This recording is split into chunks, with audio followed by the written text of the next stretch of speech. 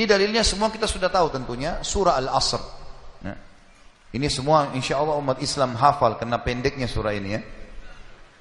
3 ayat, surah nomor 103. A'udzu billahi minasyaitonir rajim wal 'asr, demi masa waktu yang kalian lalui di dunia. Innal insana lafi khusr, semua manusia pasti melalui kerugian.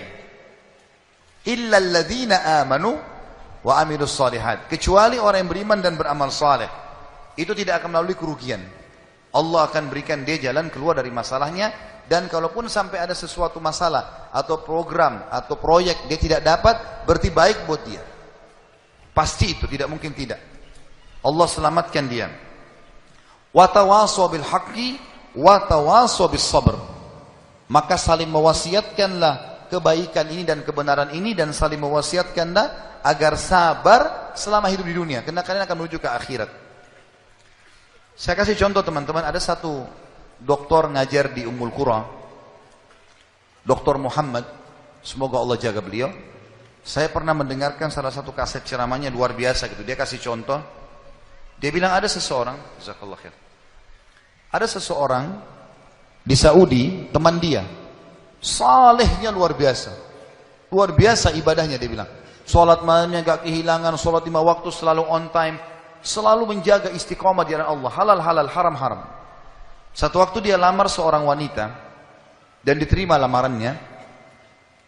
Pada saat sudah mau menikah, gitu kan, kurang lebih ditentukan jadwal, kalau saya tidak salah itu 3 bulan dari waktu itu akan menikah. 2 bulan atau 1 bulan sebelum pernikahan, tiba-tiba perempuan ini batal pernikahan, batal pernikahan, nggak jadi nikah.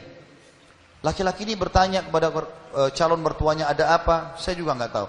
Ditanya perempuan ini oleh orang tuanya, kenapa nak? Malu keluarga? Enggak, pokoknya saya nggak mau nikah sama laki-laki ini. Bersikeras si perempuan tidak mau nikah. Kata Dr. Muhammad, dia bilang, saya setiap kali ketemu sama teman saya ini, teman saya selalu berdoa. Saya dengar doanya, ya Allah kembalikan wanita ini pada saya suka sama dia. Luar biasa merengeknya sama Allah, gitu kan. Dan saya saking kesian sama dia, sampai saya mengatakan, ya Allah kabulkan buat dia. Luar biasa dia mohonnya sama Allah. Tapi uniknya kata Dr. Muhammad, enggak dikabulkan, enggak dikasih sama Allah. Sampai tiba hari H pernikahan yang ditentukan tanggalnya, perempuan ini akhirnya memang dia tunggu waktu itu, ada laki-laki lain lamar, diterima sama dia. Diterima pada saat itu. Diterima lamaran laki-laki baru. Waktu sudah menikah sama laki-laki itu, si orang soleh ini, temannya Dr. Muhammad, berhenti berdoa. Sudah selesai, jadi istrinya orang, nggak boleh kita doa lagi kan.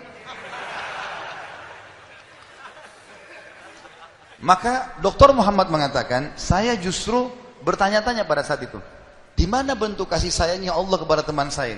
Dia sudah soleh, janji Allah baik, mestinya dia dapat yang dia mau. Kenapa di sini luput? Nah ini yang saya bilang di poin ke-11, Allah selamatkan dari kerugian dan bahaya.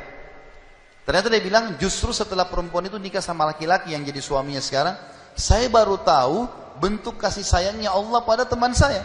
Karena ternyata baru sebulan menikah, perempuan ini periksa ke dokter, dia punya sakit di dada sebelah kanannya, maaf di payudara sebelah kanan. Dokter memvonis kena kanker payudara yang kronis, harus dipotong. Sebulan menikah, payudara kanannya dipotong. Bulan kedua, kanker itu sudah menyebar ke payudara kiri dan dipotong dua-duanya dalam 2 bulan pernikahan. Bulan ketiga, ini kejadian nyata. Bulan ketiga, ternyata perempuan ini punya masalah di urat saraf di bagian otak belakangnya, sehingga membuat kedua matanya buta. Dan bulan keempat, wanita ini meninggal dunia. Kata dia, Dr. Muhammad bilang, subhanallah, kalau teman saya yang jadi suami dia, maka dia tidak akan menikmati pernikahan. Tapi Allah selamatkan dia dengan caranya. Jadi kadang-kadang ada yang luput dari kita. Kita sudah mohon sama Allah, Allah belum kasih. Kalau Allah tidak kasih, teman-teman, yakin itu baik buat kita. Jangan sangka buruk sama Allah. Sebaliknya, kalau kita minta sesuatu yang besar kepada Allah, tidak ada yang mustahil. Yang penting kita merengek dan manja kepada Allah. Dalam kisah yang lain di Yaman, dan ini sempat kisahnya menghebohkan Timur Tengah, anak muda hafal Quran, matanya buta. Anak ini dari kecil tidak pernah sekolah, dia ditinggal di rumah, tapi orang tuanya panggilkan guru ngaji, dia hafal Quran. Satu waktu umurnya waktu mencapai sekitar 25 tahun, dia berpikir untuk menikah, punya perasaan fitrah manusia, walaupun dia tidak melihat, dia ingin menikah. Setiap kali dia bicara sama ayahnya masalah pernikahan, ayahnya bilang, nak, siapa yang mau menikah sama kamu? Nggak ada kerjaan, matamu buta, gitu kan? Kalau misalnya ada orang yang simpatik, baru kita bukain pintu itu. Anaknya selalu merasa terpukul. Apa yang terjadi? Dia berdoa sama Allah. Dalam kisah ini dikatakan, dia cerita tentang dirinya, dia bilang, saya berdoa selama sebulan. Sebulan penuh berdoa. Mohon sama Allah. Kasih ya Allah, nikahkan saya. Dan doanya begini, ya Allah, karuniakan saya wanita yang paling cantik di Yaman, yang paling pintar, yang paling kaya. Begitu doanya. Saya sengaja datangkan contoh pernikahan supaya tidak ngantuk ini. Langsung melotot matanya laki-laki di sini. Tapi memang kisah nyata terjadi seperti itu. Maka teman-teman sekalian, di hari ke-30 dari doanya, sebulan dia berdoa, dia mimpi, ada orang datang dalam mimpinya mengatakan begini, hai anak muda, jodohmu namanya Fulana binti Fulana, disebut nama perempuan itu, ayahnya bernama Fulan bin Fulan, itu tokoh masyarakat di kampung sebelah, di kota sebelah. Besok datanglah lamar. Begitu mimpinya dia. Dia bangun, kaget, dia sholat tahajud, kemudian dia sholat subuh, habis sholat subuh dia ikut ke masjid, buta matanya pergi sama ayahnya ke masjid. Pulang dari sholat subuh dia bilang sama ayahnya, ayah, ada enggak kota di sebelah kita ini namanya kota ini? Kata ayahnya, ada. Ada enggak orang namanya Fulan bin Fulan, toko di situ? Kata ayahnya, ada. Ini dalam mimpi disebut ini. Dia enggak tahu kota itu, dia enggak tahu orang itu. Kata ayahnya, ada. Itu toko masyarakat terkenal di sana, orang kaya raya. Ada enggak anaknya namanya Fulana binti Fulana? Kata ayahnya, ada. Kata dia, lamarin buat saya, ayah. Kata ayahnya, apa kau sadar yang kau ucapin? Perempuan ini terkenal karena cantiknya, kayahnya, pintarnya. Laki-laki kalau datang ditolak-tolakin sama dia. Kamu gak ada sekolah, buta mata, kita juga orang pas-pasan. Dia bilang, ayah, saya mimpi begini. Dari mana saya tahu nama kota itu? Saya nggak pernah tahu. Dari mana saya tahu namanya, nama anaknya? Ini mimpi, suruh saya lamar hari ini. Ayah bilang, baiklah kalau gitu. Kita coba, tapi pertaruhkan nama keluarga ini. Bisa diterima, bisa ditolak. Dia bilang, pergilah ke sana. Disambut, diterima oleh orang itu. Subhanallah, ini kisah nyata ya, menghebohkan Timur Tengah kisah ini. Luar biasa. Maka pada saat itu masuk dalam rumah, disambut dan segala macam. Tuan rumahnya tanya, iya ada keperluan apa?